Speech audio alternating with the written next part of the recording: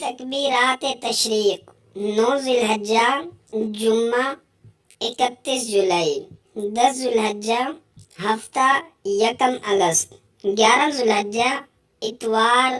2 اگست 12 ذی الحجہ پیر 3 اگست 13 ذی الحجہ منگل 4 اگست اللہ اکبر لا الہ الا اللہ واللہ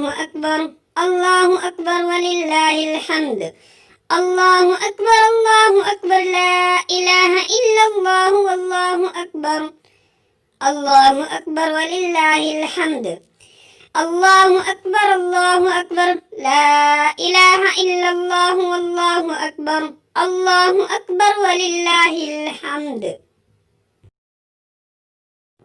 یاد رکھیے 9 ذی الحجہ 31 جولائی بروز جمعہ نماز فجر سے 13 ذی الحجہ 4 اگست بروز منگل نماز عصر تک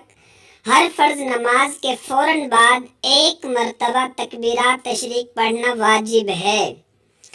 نماز چاہے باجماعت ادا کی جائے یا تنہا، مسافر ہو یا مقیم، شہری ہو یا دیہاتی، مرد ہو یا عورت، ہر ایک مسلمان پر تکبیرات تشریق پڑھنا واجب ہے۔ البتہ